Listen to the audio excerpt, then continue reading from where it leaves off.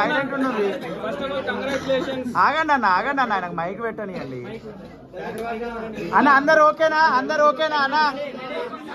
అందరు ఓకేనా అన్న? శేఖర్ భాష అన్న, ఫస్ట్ ఆఫ్ ఆల్ కంగ్రాచులేషన్, వారసుడు వచ్చాడు అన్న. మీది ఏ నేషన్ అన్న మీది ఏ నేషన్ అన్న?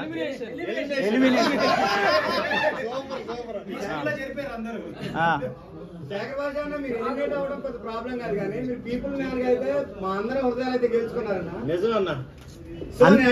అన్న ఈ వ్యూ అందరికి నచ్చిన వ్యూ. I love you.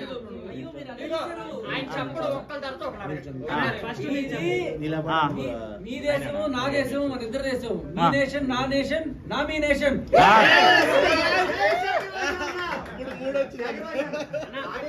మిమ్మల్ని మణికంఠ అన్న నామినేట్ చేయడం అయితే మేము యాక్సెప్ట్ చేస్తాం. ఎందుకంటే అన్నకి మీకు లోపల ఏం జరుగుతుందో మాకు తెలియదు కానీ, సో మేము చూస్తుంది అయితే నా మణికంఠ అన్నకి మీకైతే పడట్లేదు. ఆదిత్య అన్న మీరైతే చాలా వార్నింగ్ తో అయితే ఉన్నారు.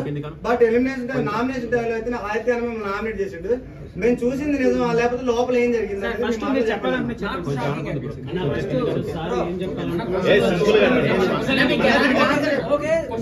మీకు తెలిసింది గోరంతా తెలియాల్సింది కొండంతా. ఇది అందరికి ఒకటే చెప్పట్లేదు, కొత్త విషయం చెప్తున్నాను మీకు. బిగ్ బాస్ సెకండ్ వీక్ లో నేను ఇచ్చిన కంటెంట్ చాలా ఉండింది, అది బయటికి ఎందుకు రాలేదు నేను నిజంగానే ఆశ్చర్యపోయి బయటకు వచ్చిన తర్వాత.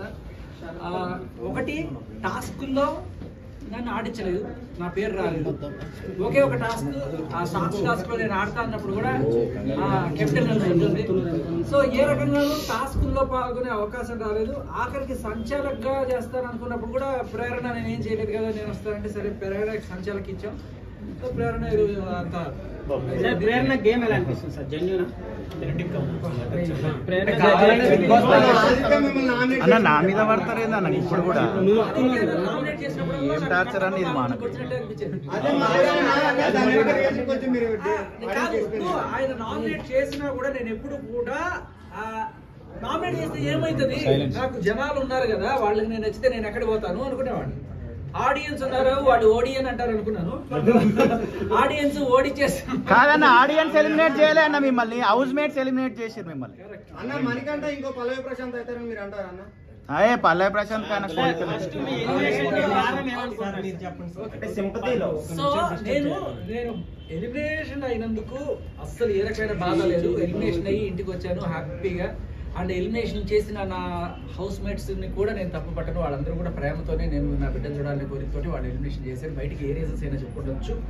కానీ నాకు నచ్చని విషయం ఏంటంటే ఈ వారం రోజుల్లో నాకు అవకాశాలు తక్కువ రావడం, మరి అది కావాలా లేకపోతే దురదృష్టవశాత అనేది అది పక్కన పెడితే సరే, టాస్కుల విషయం లేకపోయినా నేను వేసిన జోకులు కావచ్చు, నేను మీకు ఎంతమందికి నేను ఎవరికి తెలియదట ఈ విషయం. ఈ దొంగతనాలు చేస్తున్నారు కదా, వాళ్ళు ఇక్కడ తీసుకొచ్చి ఇది ఇక్కడ చూసే ముఖ్యంగా మణికంఠ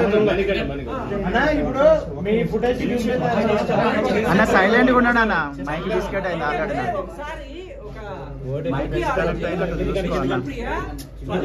తాగేసి తీసుకొచ్చి చెప్తా వినండి, విష్ణుప్రియ 16